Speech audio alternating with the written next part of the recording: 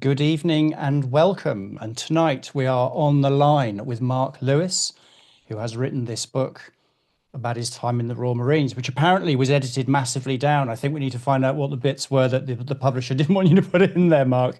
Before we make a start and start talking to Mark, a couple of bits of admin. Please, please, please, any questions you have, please put them in the Q&A, which is at the bottom of your screen. And also, we must give a big shout out to our funders, which is the Armed Forces Covenant Fund Trust. Mark, thank you so much for joining us this evening. Thank you. Good evening. So we've had a good old chat before this call started. I've really enjoyed talking to you. Good. Why did you join the Royal Marines? Right. Well, I didn't intend to join the Royal Marines, and my dad didn't want me to join ever either. He was a 22-year serving Marine. He missed. He was actually a train driver in the Second World War when he was 15. A fireman. And he used to roll around Bristol taking cover in the tunnels when the German bombers were coming over. But and all his brothers served, though. He was desperate to serve, but he didn't. So he joined in 1946, and then did every campaign. He did the first Suez landing helicopter, first ever helicopter assault at Suez. He did Aden. He was in Cyprus, and he was also in Palestine as well. So he got quite a few bars to his GSM sort of thing in those days. But unfortunately, and I wasn't really too much intending to join the Marines. So I was thinking about the police, and he said, "Yeah, you should do that."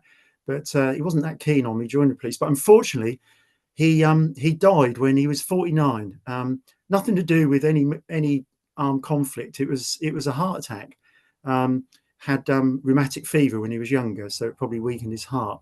And I was only 14 at the time, so I was a bit lost and family shattered, and we were just at that point in life where he's taking me out for runs and going sailing and doing all sorts of adventurous stuff and having like man-to-man laughs or man-to-boy laughs over things, and not including mum necessarily in the joke because she shouldn't really hear, but that sort of thing. Anyway, unfortunately he died, and so I was a little bit of a quandary. I didn't know what to do really, but I'd seen his photographs in the old tins, with him in shorts in Aden, and some vehicle blown up in Cyprus, and but swimming in Malta, that looked good, and doing other things and he used to be an assault engineer, so they used to do a lot of stuff with boats, and there he was diving in the off Egypt and things like this. So it looked like quite a nice lifestyle. And anyway, so I decided to give it a go to see what it was like. And like you see in the book, never deployed anywhere hot, really. I just spent most of the time in big, thick Arctic gear and waterproofs and thick socks. Well, we'll come back to that in a second, your time in the Arctic. Yeah. So he was obviously a great recruiting sergeant. Yes, he was. Yeah.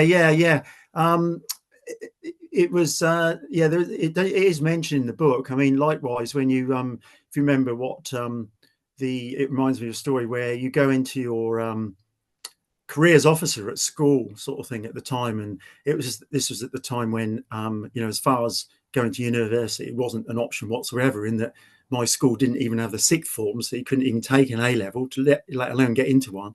And when I mentioned in the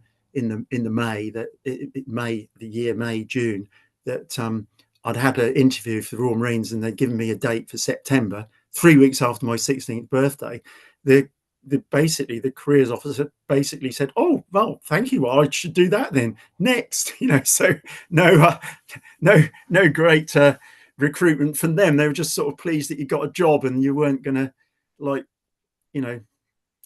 just do nothing. Do nothing, indeed. Yeah. Do you know why he didn't want you to join up? Well, yeah, I think it was to do with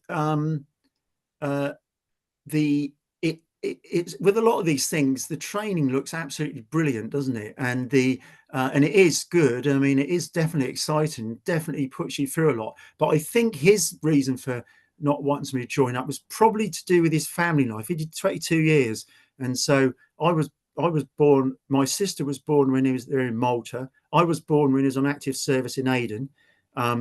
He only got home he only got home because my mum at the time was a hairdresser. She actually got invited, and she was a good hairdresser. She was in cutting the general's wife's hair, you see, and she mentioned that she was pregnant, and when I came along, so rumor has it that the general's wife had a word, and my dad got taken off active service and got a week's sort of R&R back in Malta from Aden, yeah. So I think it was the disruption of family life when he had a young family, and I think he thought that wasn't the best part of being in the Marines at all. He was a little bit pissed off towards the end, I think, in his time. He was in Stonehouse Barracks towards the end, and I think he still enjoyed it. Took us into the barracks once in a while, went to the sergeant's mess, I remember, and had these they were obviously great fun. You sat on the bar, and that you could play with these like guns that were trophies on the wall and things like this, and they give you like an empty shell casing to take home, sort of thing, that someone had picked up somewhere, and your mum wasn't very impressed with that sort of thing, No. No, but yeah, so I think it was mainly to do with not wanting me to go through that same experience of young family, in my 20s, 30s, perhaps. Do you think he stayed in too long then? Well, perhaps he did. And when he left, actually, he was actually, last 2 years, he was actually a welfare officer in Stonehouse Barracks, and so he quite liked that. And I think they were a different breed in those days, but he actually trained and became a social worker, which is how we ended up in Suffolk, because we're in Plymouth and we had a house there, and which is a strange thing for a Royal Marine to do in some ways. Well, perhaps, but it does have, when you're like the welfare officer, you deal with a lot of people, don't you? A lot of problems and all that sort of thing. But I think that it wasn't a wholehearted second career in some ways, and he probably didn't feel he had enough time to spend 30 years in that role, become expert, perhaps. I don't know. Not sure. Must have been a difficult role. I mean, he must have been, aside from deployments, there must have been an awful lot of stuff that would have been, I guess, quite difficult to deal with in many ways. Yeah, I think so. Yeah, I think the deployments then were, well, they were 6 months, and it was letters home, and so no phone calls, obviously no internet, definitely no mobile phone. That's not even invented yet. I think if you had a serious welfare problem, they would probably send a signal for you, a telegram and stuff like this. But I think that's as good as it got, So when the wives, it was the wives in those days, were left in Malta, not a bad place to be. The guys were deployed to Aden or wherever it may be, Cyprus. Nobody had a Scooby-Doo until, rumour control goes around. News wasn't so good then about what was going on. I mean, Aden was vastly underreported. I mean, it was quite hush, wasn't it? The British involvement, didn't they? Look for volunteers, I believe. It was I mean, I've had an old Marine who spoke to me. He said, "Oh, he was at one of these reunions." He said, he says, Aden, that was like, we lost a lot of guys there. It was the Afghan of the day, and I think he's accurate with that as well, So about your own career, you earned your Green Beret. What happened? Yeah. Well, what happened there was that I was probably quite good at running, which is probably why I got left alone a bit in training. If you start with 60 people, through the get off the train on the first day, and they get, it's like the training team has a game in the first like 2 months to see how many people they can get rid of almost, and they play the game where someone supposedly does something wrong, and it's to the top of that hill and back again. The first 10 stay, sort of thing. So I worked out that I probably wasn't in the first 10, but I definitely was in the first 20. So I wasn't going to go up there 6 times, sort of thing. And then as the numbers dropped, I realised I was probably going to have to be in the first 7 to not run up the hill again and things like this. So I was pretty fit, and I was quite capable like that. Thoroughly enjoyed the training. It was definitely difficult. But I say I was only joined 3 weeks after my 16th birthday. Passed out the 9 months, and I was still 16.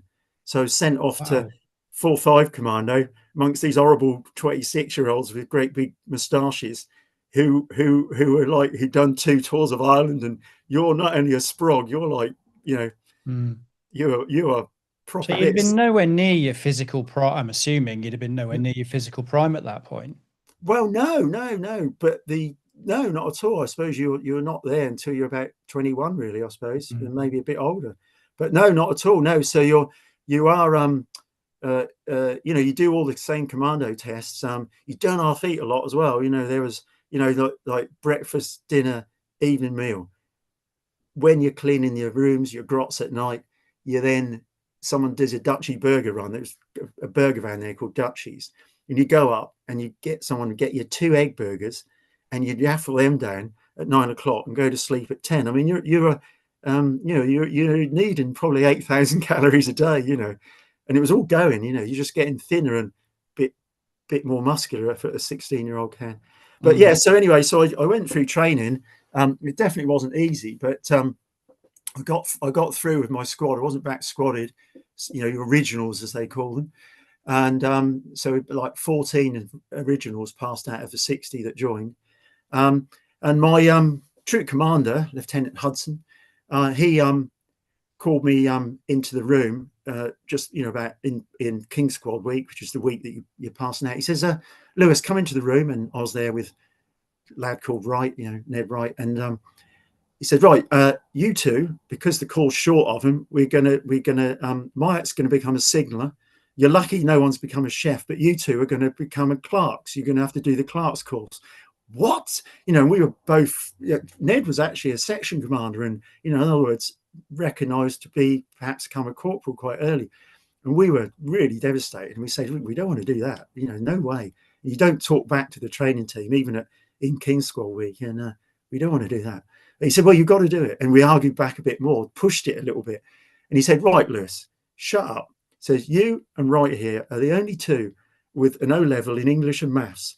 And the officers want to have their orders spelt correctly. So you're doing the clerks course. And so, we did go to our units, but about 6 weeks later, we came back to Lympstone, as trained ranks, walking around with your green berry. But bloody hell, we're learning how to type and become clerks and learn, it had. So all that time on Dartmoor paid handsome dividends, didn't it? Oh, didn't it? Just.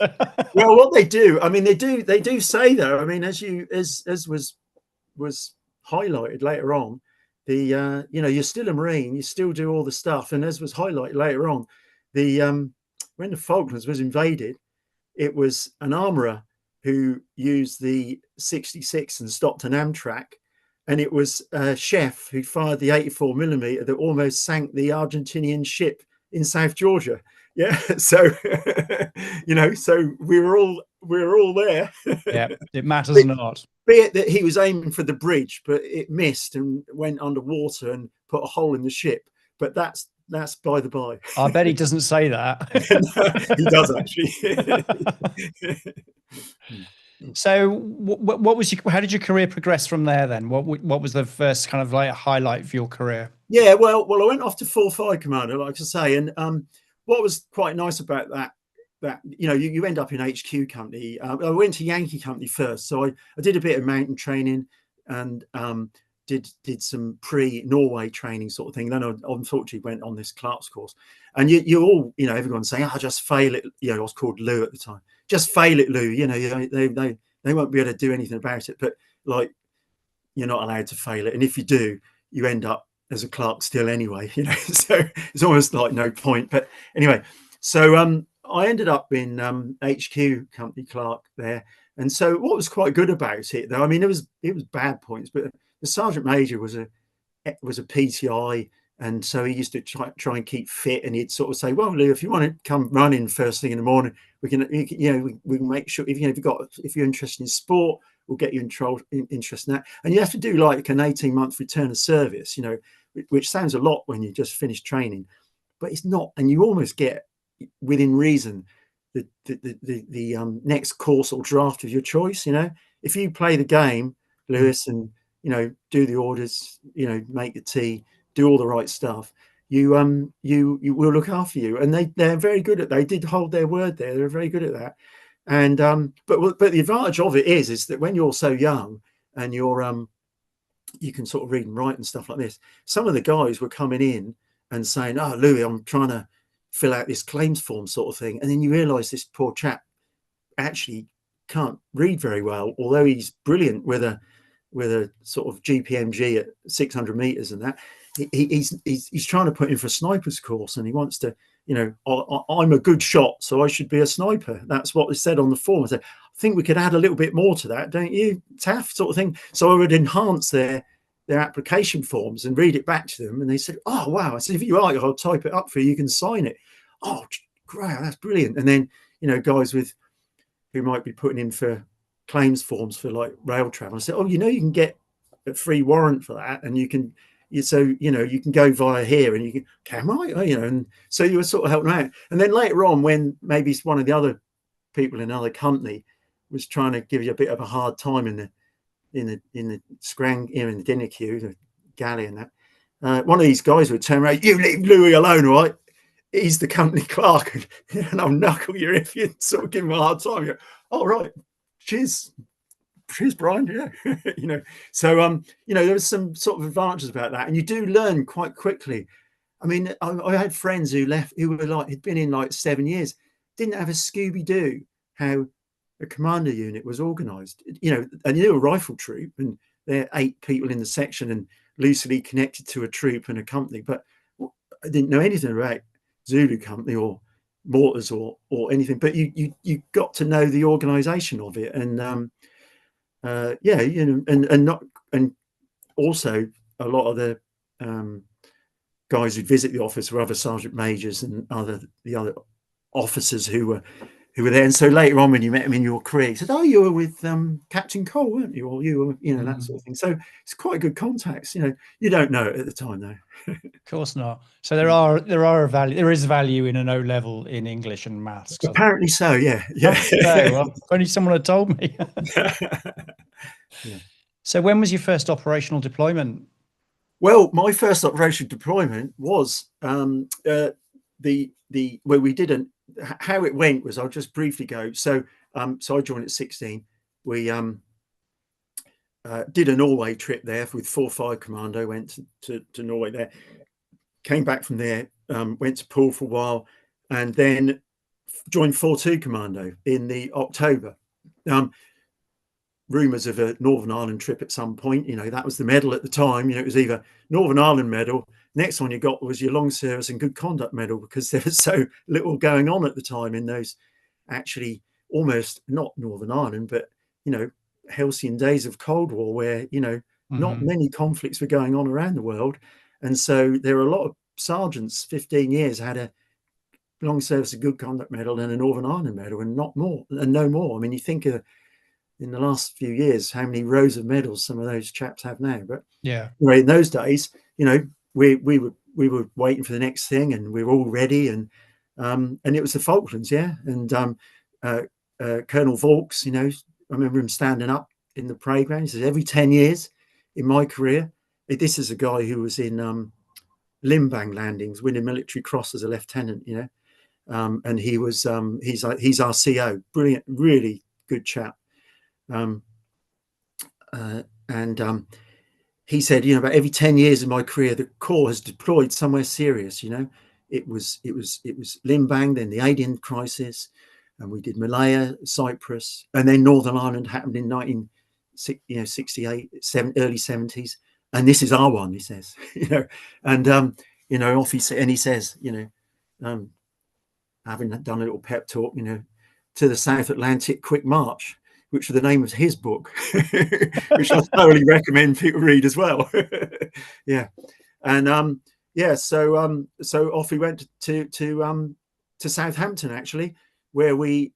What did you? Sorry, Mark. What did you know about the? Did you know anything about the Falklands? Because I've spoken to a lot of Falklands veterans, and a lot of them said no idea where it was. They thought it was Wales or something. Yeah. Well, the group of people I was working with at the time in Poole had a number of them been to the Falkland Islands, yeah. And and when I was at Poole, the Falkland Islands detachment, yeah, that was going to go down there was 48 at a time, I think. Yeah, 48 at a time. They trained at Poole, yeah. 2 of my troop I joined with went down there, and 3 or 4 from 4th High Command who I knew were also on. It was Naval Party 8901. In other Mm-hmm. words, guys who were on the islands when it was invaded. So so I'd heard about the Falklands through people saying, "Oh yeah, you know, it's this, it's that," and the you know, some people really enjoyed it, and the wildlife, the some people said, you know, the beer's so cheap you either turn into a sort of wildlife expert or pisshead sort of thing. You have to be careful of which one you choose, sort of thing. And anyway, so there was already a detachment on the island at the time, and this group went down there in end of March, sort of thing. I was at that time coming back from Norway, ironically, on an LSL, which is a landing ship logistic, the Galahad. Yeah. So I was coming back on the Galahad, and they only do about like 10 knots to save fuel. Anyway, when they heard that the balloon had gone up, the Galahad was going to be a ship that they needed. They revved up the Galahad, and this ship went along at about 14 knots. The whole thing was rattling, you know, lockers rattling, you know, the whole ship couldn't handle 11 knots, let alone 14. And it you know, went back up the channel into Plymouth, get into Plymouth. Land Rovers pick us up, coach picks some people up. I went back up to Bickley Barracks, about 9 miles up there. And as I'm getting out the back of the Land Rover, there's Mick Anning, the current company clerk, cycling by on one of these sit up and beg bikes with all the paperwork in, saying, "Ah, Lou, nice, welcome back. You're going, report to the Sergeant Major." You know, and the barracks was just masses of Marines running around and container trucks turning up with all that kit that we never actually saw in, you know, in normal life, sort of thing. And had to leave most of it on the program because we couldn't take it. I think it followed up later on. Anyway, a few days later, we ended up going down to Southampton by coaches, got on the Canberra, amazing, luxurious ship. The people who deployed us on the Canberra didn't quite know what A deck meant or B deck meant. So HQ company went on A deck. Well, A deck is the one with all the windows next to the promenade deck. So me and my friend Steve Shaw, both, you know, sort of Marines, you know, get these cracking rooms next to the promenade deck. And when the officers used to do rounds, which they have to do because it's, you know, we're sort of part Navy, part Marines, got to do rounds, obviously, you know, can't expect the stewards, which we had, to make the beds for them, can we? You know? He came in the room and said, "My God," he says, "you've got a much better room than we've got. You've got a better room than company commander." And he looked around and he sort of said, "Sir," and he says, "Well, I can see this looks really neat and tidy." I said, "Yes, it's Morris, our steward, looks after us for us." You know, he's bit. Steve was, you know, a little bit of a gobshite. Says, "Yeah, he was a little bit remiss this morning, didn't leave the biscuits out. And before you go, sir, don't you want to inspect our bath?" You know, we had a bath. So anyway, you know, war is hell sort of thing. And we deployed off south in this luxurious cruise ship sort of thing, and steamed off without knowing what was going to go on, sort of thing. Mm. Yeah. So you headed south, you crossed the line, I guess, for the first time? Yeah. We crossed the line. They a lot of the naval ships do the full on crossing the line thing. I think we were too busy running around the promenade deck to do too much of all the you know, dunk them in the water and all that sort of stuff. Not a huge naval influence on the Canberra at the time, because 3 power on board, 40 Commando, 42 Commando. There were some naval ranks on board, but so I think the old Duncan with the what was it, flowery water and, you know, all that sort of stuff, you definitely get that sort of thing. But yeah, so we crossed the line. But that was marvelous, because as we crossed the line, obviously, you know, we'd just been in Norway for 3 months. Suddenly you sail south in April, where Bickley's still pissing down the rain all the while because it's right on the edge of Dartmoor, and you sail into sunshine. You know, dolphins on the bow, shorts. People, you know, we went to Ascension Island, and it was, you know, right on the equator. People actually went ashore on the Falklands with some serious sunburn that they got on Ascension Island, you know. Some people still had blisters like on their nose, you know, where they hadn't put enough factor 50 on or whatever, you know. So you know, the food was pretty good. The swimming pools were open. you know. So we stayed around the Ascension Island and tried to go ashore a few times, and ended up swimming these amazing lagoons, you know, with loads of triggerfish and all sorts of stuff around there. Then we went back on the ship, and I do mention this in the book actually, when we you know, got back on the ship, you're a bit bored sort of thing. So we used to take turns to use the swimming pools, you know, because one of the swimming pools was turned into a helicopter deck, but two ones on the aft were still swimming pools. And anyway, some of the guys in the lower decks decided to do some fishing, and they caught all these weird fish, you know, trigger fish which bite you, and various other sort of bright fish and things that you probably shouldn't eat or even touch. And so it was our turn to use the upper deck swimming pool sort of thing. And after us, it was Three Power's turn sort of thing. And they wouldn't segregate us. It was just because it was just easier to do that. It just so happened that one of the companies of Three Power had the use of the swimming pool afterwards. And so one of the guys comes up with a couple of buckets of fish, and literally as we get out of the pool, he tips the fish into the pool, and these lads from Three Power come charging along, jump into the pool, immediately start getting nipped by triggerfish and all leapt out sort of thing. Oh, how we amuse ourselves. Yes. No rivalry between the Powers and the Royal Marines, is there? Well, to be honest, there was a bit there, but you know, there definitely was a comradeship. I knew, honestly, I knew of one argument that caused a little bit of a violence, and that was on the way back, and that was one of our sergeants, who was a knob, who shouldn't have gobbed off to this bloke. And when I wasn't there, but so our sergeant tell us, this bloke got dropped by this para sergeant at the bar, and when he was laying on the floor, the Marine sergeant turned around and said, "Yeah, you fucking deserve that, didn't you?" And no mass fight at all, just, you know, yeah, shut up, you deserved it, you know. So that was the only one I actually heard of, which is not bad when you think you got 3,000 on the ship. Yeah.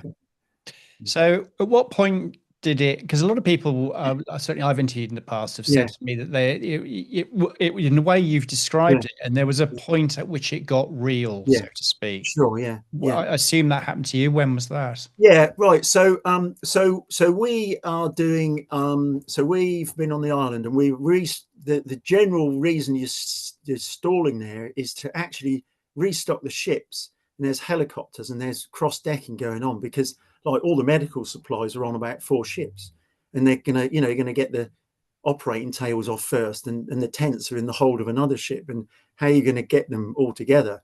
So it wasn't like so much, I mean, obviously infantry, you've got all your kit with you, haven't you, pretty much, but the other support stuff and the logistic stuff had to be sorted out. So they weren't too worried about the diplomatic sort of stuff going on there with Haig flying to and fro.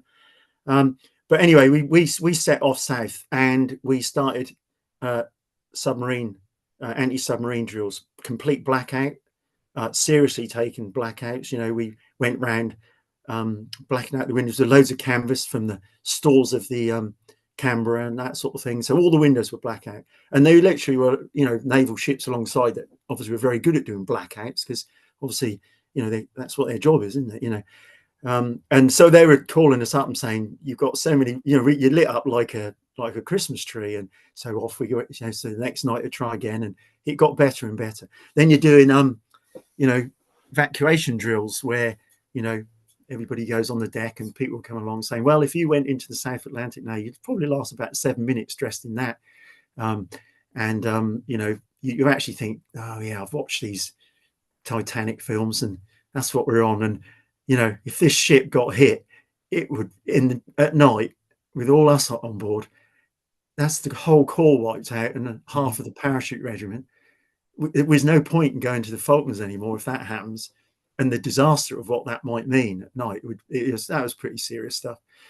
And then the biggie though was when the Conqueror sank the Belgrano, yeah, and which was the Argentinian cruiser.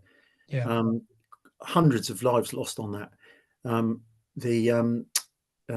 lots of, you know, still silly stuff going on about. I mean, they were, you know, they were an enemy battleship trying to attack the task force, as was their aircraft carrier.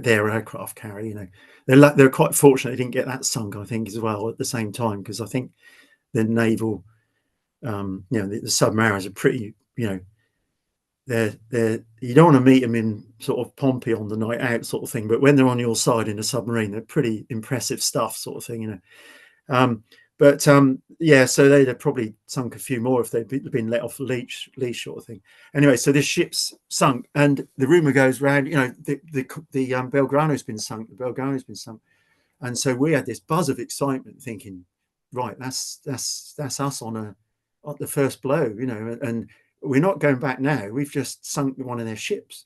Why would they ever go in peace now or give up now? They want revenge, because already they wanted revenge, from some 1719 act that, when Argentina was controlled by Spain, got its independence, and Argentina wasn't even in existence when the Falklands were occupied by the British, let alone having a claim on them still. But very proud nation, and obviously we're very emotional about the whole thing. And then 2 nights later, I believe it was Sheffield got sunk, and then that's serious, isn't it? We were going into action then. There's no doubt at all. People doing extra laps of the promenade deck. Started doing first aid training. Never done first aid training like this. Putting drips up your backside because it goes in quicker, sort of thing. Not practically in the we get what you mean. Don't worry. We learned how to do that. Later on, it was actually used, but how to do tourniquets and how long you should leave them on for, and all that, and actually listening to the first aid and thinking, getting morphine around your neck, sort of thing, and what it is, and what it, make sure you use it yourself. Joke goes around later on, when someone's gone a bit banzai, that, oh, fucking hell, he's rolled over on his morphine, hasn't he, and stabbed himself, sort of thing. But so you're getting all this kit, and then we some of the troops cross-decked onto landing craft, went into Fearless and Intrepid. We were unfortunately, again,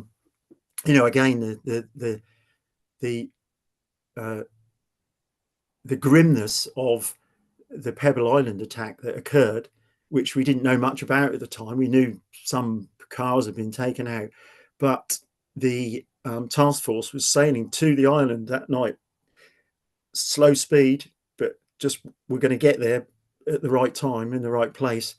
And the SAS helicopter ditched in the sea for one reason or another, bird strike or whatever, and quite rightly so. We were all black down, all the ships were in darkened thing, and on came all the searchlights, and up went helicopters to try and pick them out to sea. And literally, his helicopters bobbing, sinking between ships.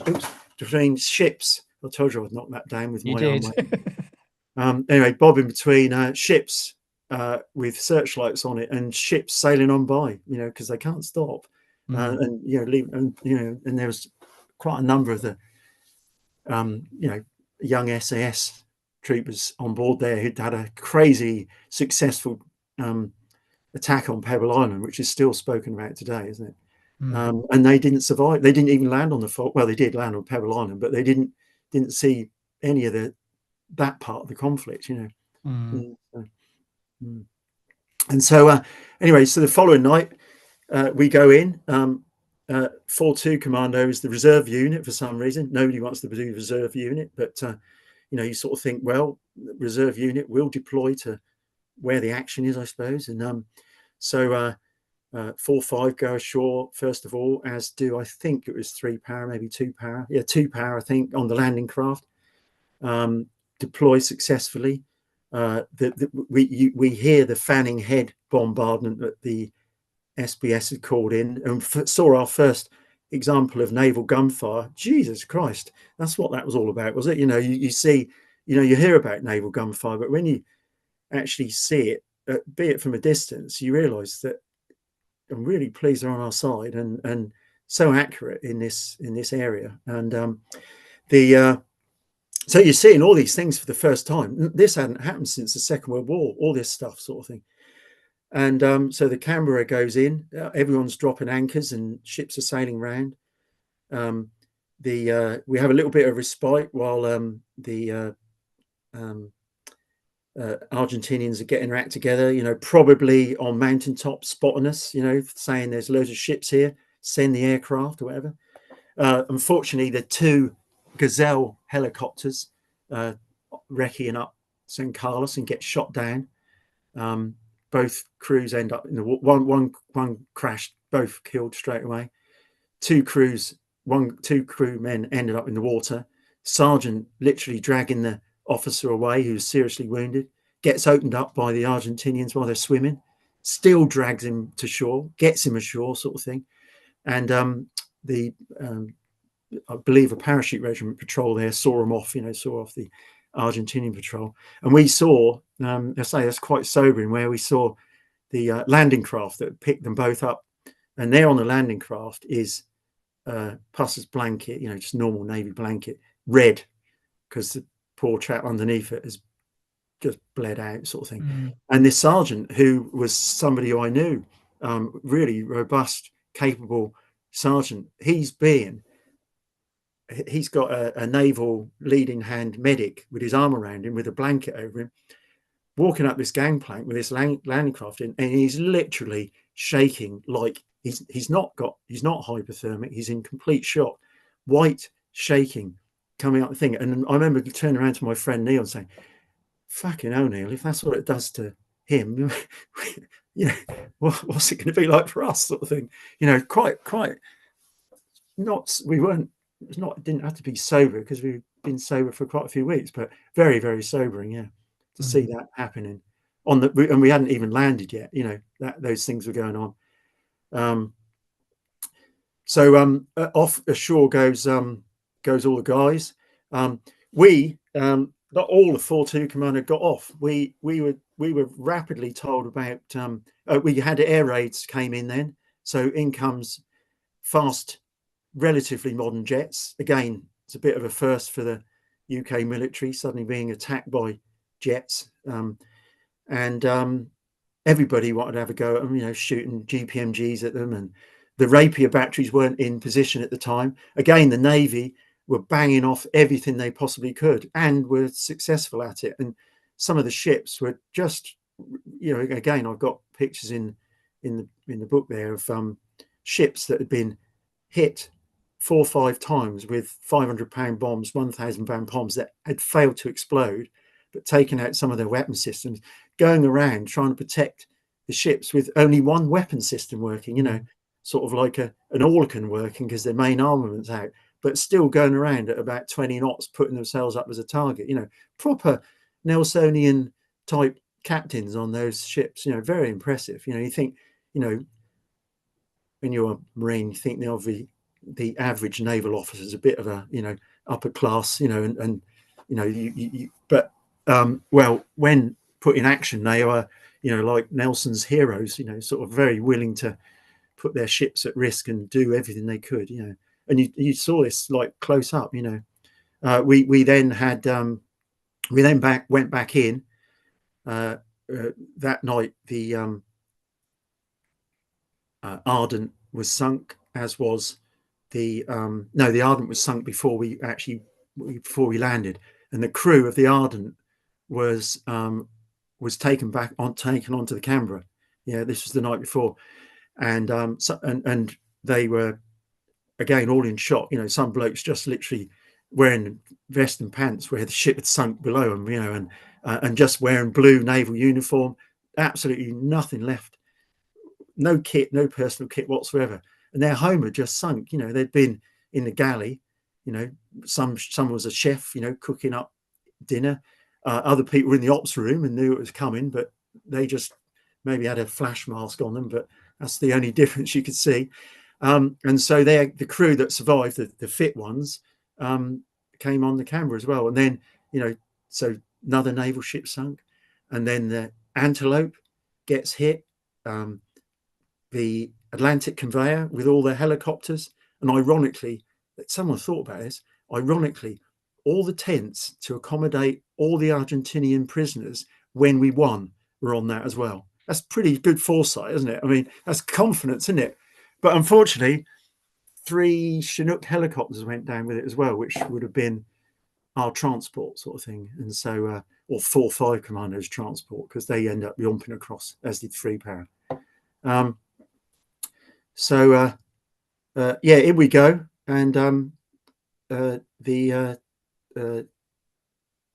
yeah, and then we had this experience of these air raid after air raid coming in, you know, which was just fascinating at first. And you know, when your corporal tells you how to do anti-aircraft sort of thing, it's like a short lesson of about 5 minutes, and you put the GPMG at about 45 degrees and press it when you think the aircraft's somewhere nearby. But it's not like it in real life. You know, you start firing, and then the jet doing 400 knots, flying at almost sea level, you can actually see the moustache of the Argentinian's pilot as he goes by, because he's that low and that close. And you're firing this way still, and they just disappear behind you and put the afterburners on and disappear over the hillside. Yeah, so it's pretty, you know, you're, yeah. If you want to join the Marines and see some action on that first day, I already felt I'd done that. And how old were you still at this point? I was 19 by this stage, yeah. So I felt, having done 3 years by this stage, I was a bit of an old hand. Well, I would be, wouldn't I, at 19? There's some people in 4-2 Commando who were 17 in L Company. One lad 17 called Reggie, and many 18-year-olds. A few of my friends in HQ Company, a bit older, you know, all 21, 22 sort of thing. Corporals, well, they were old men at 24, of course. Yeah, so. Yeah. It's often difficult to appreciate when you look back on lots of different conflicts, not specifically the Falklands, just how young the soldiers, sailors, and airmen and women these days are. Were rather. It's really quite remarkable, isn't it? It truly is. On one of the reunions, I'm there's a picture in the book there that the RSM Chisnell, who ended up as I think it was a SD major in the end, quite rightly so. I spoke to him at one of the reunions, and I said, this is at Bickley Barracks there, maybe the 30th reunion or whatever. I said, lovely chap, you know, lovely bloke. He was at ML, you know, which is like mountain leader. So he's like, you know, they're recognised more now for being special forces. Yeah, so he said, I said, when you were down in Falklands, how old were you when you was an RSM? Because you're doing well, you know, you look good still. He said, oh, I was 28. Said, what? You were 28? The RSM of 4-2 Commander in the Falklands? He said, yes. He said, I finished training. I joined as a junior, and I did my junior command course at 19. You know, I was in recce troop, and I did all this. I thought, this is what my career should have been. Anyway, he said I was in recce troop, and I did the junior command course, and then I was one of the youngest sergeants to ever pass the senior command course at 21. By then I was at ML, done the ML's course, then I did ML1's course, which is the sergeant's course. Became a bounce through being a colour sergeant and made WO2, and then I became a W1 at 27, joined 4-2 Commando in the October, and then deployed south as the RSM. I said, my gosh, I said, at this point in my time, I was after, we might talk about it in a bit, I was a police officer by this stage. I did 11 years in the Marines, did 23 years in the police. I was an inspector at the time. I said, 28. I said, I've got PCs who are 30. I don't let them go out on the street without holding their hands, sort of thing. And don't trust them. They're police officers. And you were 28 as the RSM. He says, Mark, no, me and the colonel, we were absolutely astounded that you, 18 and 19-year-olds, were able to hack it as well as you did. We couldn't believe, we did believe it because we saw it very early on. But when you were all in the mountains for 2-3 weeks and hacking it with no drips, no complaints, and then, you know, taking part in the battles, we just couldn't believe that you had that resilience about you. You know, I said, oh, wow, interesting. Yeah. So well done. Yeah. So, I mean, I'm sure there's more we could talk about the Falklands, but I'm just a little bit mindful of the time. Sure. Yeah. And if people want to know more about the Falklands, they need to read your book, of course. So you talked about going to Norway a few times, and you were also deployed to Northern Ireland. So, how did that second part of your career, if you like, Yeah. Well, yeah. Well, the Norway was. I actually thoroughly enjoyed Norway. I did 2 Norways before I went to the Falklands, and a lot of my colleagues did, which is probably, just quickly switching back there, which is probably why, we had the kit to survive that, but we knew how to wear it, and actually we knew what it was like being in -30 and that, I wouldn't say it's easy, but it was like, yeah, bring it on. It's just like being on Dartmoor in the winter, isn't it? At least it's not -40 like it is in Norway, sort of thing. Although we could have used skis then, so that might have been better. But yeah, there wasn't enough snow on the Falklands to ski, but enough to make you freezing. Yes, but I thoroughly enjoyed the Norway training. We go out there for 3 months a year. We do basic 6-week Arctic warfare course, where you learn to, first of all, 3 weeks survive in the Arctic, live in the Arctic, and then you do the tactical stuff with carrying weapons around, and when you fall over, you've got more to pick up, and all that snow all stuck in your weapon and everything like that. Hurts more when you hit a tree carrying a weapon and when you're skiing into it and things like this. But yeah, we gradually, you gradually get better and better, and year 2 you're sort of relatively experienced. So a lot of my colleagues, when my mates, when we went to the Falklands, we'd had that experience behind us, working together and in extreme environments, because you do a lot of mountain training as well. Used to go to Skye and obviously a lot on Dartmoor, sort of thing. But the actual Norway was a little bit more chilled, in that we were there for 3 months. We stayed in civilian hotels, summertime hotels.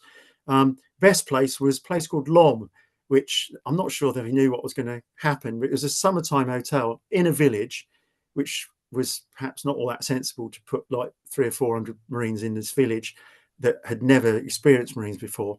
And we had a duty-free bar. We had a guy who worked on the PRI, which I forgot what that stands for. Anyway, the entertainment type thing of the corps. He fancied himself as a DJ, so he brought all the latest records across. And so when the locals were no longer listening to had no longer listened like barn dance music, you used to call it gamel dancing, we had all the latest sort of records that are coming out, not just ABBA, but the Duran Duran and New Order and all this stuff, and the Norwegians loved it. So the blokes came along, and their sisters came along, and their friends came along, and the duty-free bar did very, very well indeed, and so did we. And we all were warned about having grot parties, as it was called, as well. But it was really fun. It was really fun. Saturdays we went downhill skiing, as if we hadn't had enough about skiing already. So we hired and bought ourselves. We used to call them planks. Pusser, as you know, is to do with Navy. So yep. Navy skis was Pusser's planks. Yep. So we got ourselves some civvy planks. You buy yourself the latest set, sort of thing, and fancy yourself as Franz Klammer, a very famous skier of the time, and set off on these ski slopes and learnt to downhill ski. Just marvelous. More drinking in the evening, and then spending a few days out in the field again. But the serious part of it, which you're possibly going to ask me about. I was going to say, it wasn't all just like a big holiday, was it? Of course it wasn't. Of course it wasn't. So the idea was that the Marines actually picked up the chit of going to Norway, and that supposedly after the Second World War, when the commandos were feared by the Germans, they weren't allowed to deploy to Germany, like the BAOR were at the time, British Army on the Rhine, sort of thing. And the Marines weren't allowed to be part of that. So Marines, I think someone sensible or whatever, put their hand up and said, well, we could do NATO. We could do the Northern Flank of NATO, do Norway, And so the Marines got because we've got M&LW Carter, we've got the training background. And so the Marines deployed to Norway for many, many years, and still, even when Afghanistan was on, there was still a cadre training in Norway. Whilst the rest of the corps was, well, not necessarily wearing shorts, but the rest of the corps was trying to lose heat. Yeah. They were still training in Norway, sort of thing. I think I know they still do now. They recognise now, because obviously the Russian threat and that. Well, at that time, the Russian threat was very real. If they'd steamed through Western Germany, thoughts were they would try and take Norway, all the fjords, brilliant submarine bases. and but we spoke to local, defence reservists, and the bridges in Norway at the time, and probably still now, but had holes designed in them, and the explosives were in locked safes at either end of the bridge. So they'd have just dropped the bridge if the Russians had come across with they're still using now, aren't they? Their T-55s and T-72s. I think they've started reusing them. Yeah, that's right. Yeah. Well, the T-72 was a feared weapon at the time, but not if it had a bridge dropped in front of it, because again, our task then would have been just to stop the front vehicle, stop the back vehicle, and when the ammunition ran out, ski for the Swedish border, probably, I expect. But no, it's I think with quite a lot of confidence, we'd have probably stopped them had they rolled across the border. Yeah, well, that's good to hear. That's very good to hear, because there's still the Corps still doing that training, isn't it? They are, aren't they? Yeah, aren't they? You also deployed to Northern Ireland. I'd just like you to touch on that, please, and also you told me a story about when you left the Corps. Yes, okay, I'll do as well. I think that would be something people might. Yeah. So Northern Ireland, we did a tour in South Armagh in 1984. We so obviously 82 had just occurred, and so we went deployed in 84 with a lot of the group who'd been down south, sort of thing. So the confidence was dramatically high. We because we were an Arctic unit, we used like the LMGs, like a brain gun with a 7.62 version, because obviously but GPMGs in the Arctic can freeze, the belts freeze. So we went on patrol in Ireland, in South Armagh. Not we, I mean, my colleagues, and they went armed to the teeth. People like carried enough weapons that if they were going to take us on, they'd have severely dipped out. And we didn't lose a single person on a tour in 84, which was quite unheard of, I think. We also had, which we're quite lucky actually, there's quite a few junior NCOs from SBS who hadn't actually done a tour of Ireland. And so all these guys who had been to the Falklands in SBS and then become junior NCOs hadn't done an Ireland tour. So they joined 4-2 Commander as section commanders. And section commanders, like, did other jobs, said, well, yeah, great, I'll work in the stores for a couple of weeks. Bring it on, lots of food and tea. And, and so we had quite a professional cadre of people with us, and we were as well. And, we had a few bombings occurred and that sort of thing. Fascinating to go over there, though, and it took me about 3 months to realize that one side was as bad as the other. And you see these, I mean, all the flags deployed, unfortunately, maybe like our country is now sometimes, all the Union Jacks deployed in certain areas, and the curbstones painted red, white and blue, which is a relatively safe area, and then the tricolours out in another area, and these people so intransient, they're in the UK. They've got, at the time, videos, cars, jobs, schools, pretty good. They had the vote then, possibly in the 60s, but they definitely had it. Why is this part of the UK behaving like this, wanting to try and kill each other? And it was definitely it would have been it would have made Yugoslavia look fairly tame, I think, if we hadn't been there supporting the RUC, which we ultimately were. Yeah, they were a very impressive bunch as well, the RUC constables, putting up with that all the time.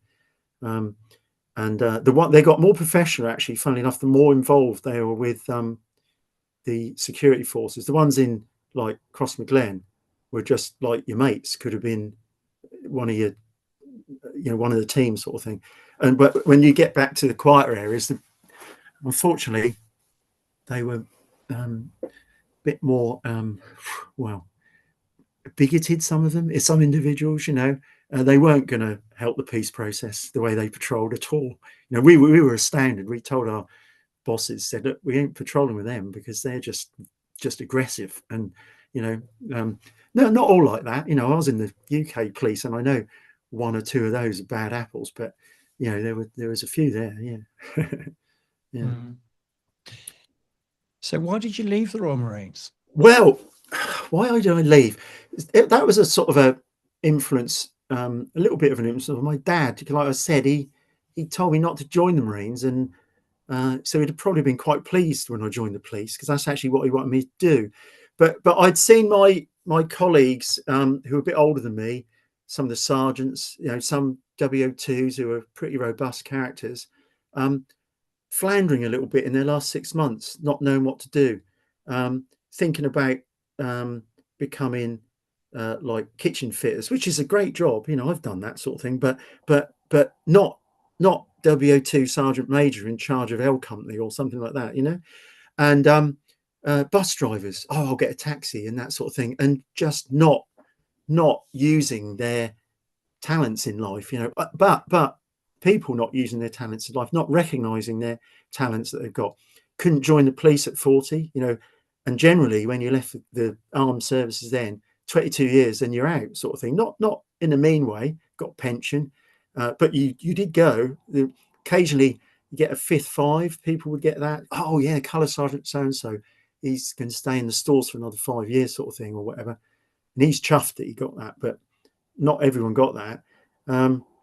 So I thought, and I saw these people floundering a bit, and I thought, I also probably don't want what my dad went through, watching his children growing up while he's in Aden. My sister, I was born while my dad was deployed in Aden. As I say, my mum was in Malta at the time, which is where they were based.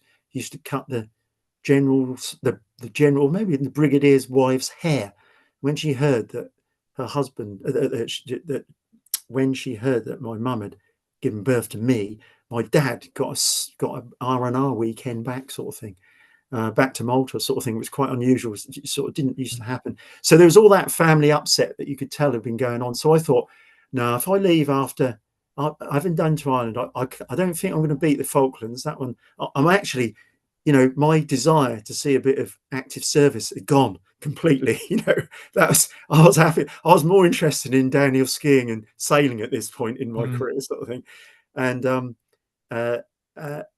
that desire to sort of get in action again. I didn't. Some people say it's like a drug.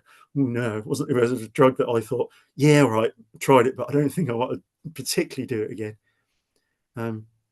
Ironically, when I joined the police in about first 5 to 7 years, I probably saw more action, not firearms, but more actual fights and action than I did in the Marines the whole time. It's pretty rough stuff in a police in the UK. It is, But anyway, so I decided to leave after 11 years. So it was 9 years time, 2 years boys time, and join the police. Join the Suffolk Police, which is a quiet, supposedly quiet, rural police force, but they only deploy as many as they can. And so, when you're deployed to a sort of pub out when the backup's 20 minutes away and there's no radio and the radio doesn't work, you have to use your common sense, don't you? Let the fight finish before you go and pick off the main offender when the backup arrives. Yeah, you don't want to get in the middle of that. Not really, no. Okay. Well, I'd like to get some questions from the audience, because we've had a few come through. And are you all right to stay for another 10 minutes or so? I'd love to, yes, thank you. Yeah. Okay. Ant says, happy birthday, Royal. Oh, thank you. Yes, it is the cause. Yes, the cause 361st birthday today. Thank you. Yeah. I remember you saying that when we booked this time, actually. Peter says he's read your book and he's bought your book and is looking forward to reading it. Yes. Grant says, brilliant, Mark. Thank you very much for your talk. And Steve, thank you for arranging this. Ron asks, you seem such an unassuming chap, not a snarling Royal Marine. Even your early story is fascinating. Thanks for your service. Yeah.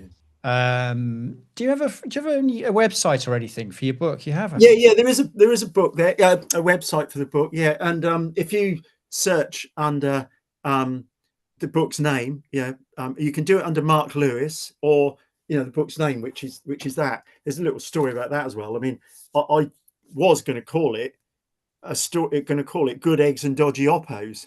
Yeah, that was the original title, but the editor of Pen and Sword, he read it, and he this, as I said, he said, we want to cut down from 120,000 words. We want to cut down quite a bit, and I want to make it more Falklands centric, and I want a title that can be searched. So I almost, not sarcastically, said, what, I don't know, 4-2 Commando Royal Marines and Falklands War. And if you've read it, you know it's not a work of history. It's not a Max Hastings book or a it's not record. It is recorded history as I saw it, but it's not a Max Hastings account of the Falklands War. It's young blokes getting by in bad situations and mostly having a laugh despite the situations. Yeah. So anyway, so that's what you search it under, 42 Commando Royal Marines, and it is a website. It's you can buy it on Pen and Sword. And I've got a few little bits on the website. I should add more. It's one of those sort of things that I should add a little bit more to. Maybe some of the stories I haven't printed yet, perhaps, as time goes on. Yeah, you never know. There could be a sequel. Yeah. Ron asks, or says, what a guy, 19-year-olds. You must be so proud. I'm very proud of you. Fantastic effort. I'm not sure who this question's from, but it says, did the Royal Marines work with the RAF fast jets in Norway? Me personally, no. But we would have had, what's it called? 148 battery, which is a commando artillery battery who train with SBS and special forces. And they're like the FOOs, the forward artillery officers. Yeah. And they also call in airstrikes. Yeah. Still do now, I believe, or when required, sort of thing. I can think of a few people we could call in an airstrike, but maybe not at the moment. So anyway, yeah. So they were deployed. So they were actually, one of them had this amazing bit of kit. He was actually an officer, a pilot. He was deployed with a wreckage troop in 42 Commando, and he had something weird. It was called a laser sight. Yeah, isn't that odd?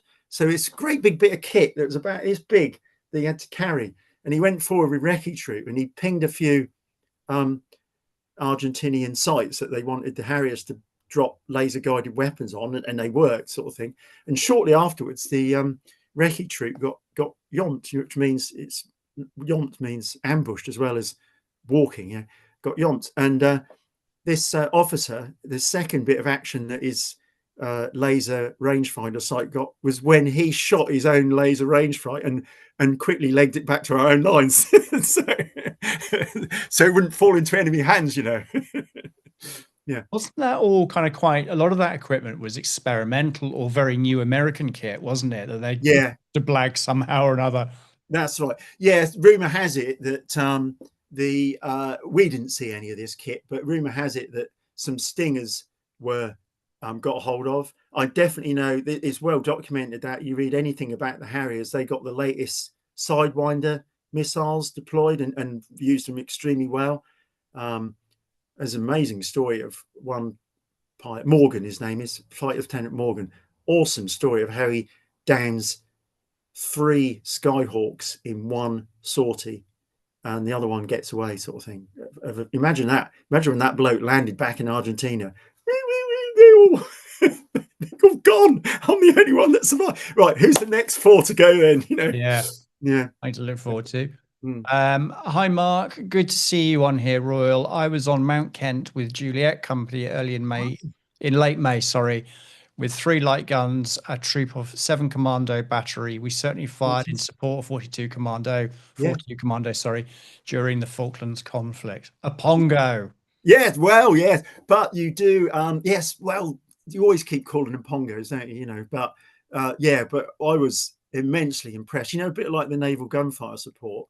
Yeah, in normal times, I expect when you go to Canada and some of the live fire range, you do see artillery in action. Never seen it in action. Wasn't quite sure how it all fitted into the bigger picture, but Jesus, when they started, it didn't have make the ground move around you, sort of thing, when they started firing. But when a battery starts firing, it's hugely impressive. And when you add that to naval gunfire as well, of the ships at sea, the whole mountain was lit up with green light tracer fire going off, secondary explosions consistently. Yeah, and the gunners were pretty awesome crowd. Yeah. Very necessary, I suspect. Yeah. Mark, that's the end of the questions and comments. Oh no, another one there. Joseph says, many thanks for your talk and your service. Right, thank you. Mark, it just leaves me to say thank you so much for tonight. That was I suspect I could spend another hour talking to you quite easily. Unfortunately, we've run out of time. So thank you so much for joining us.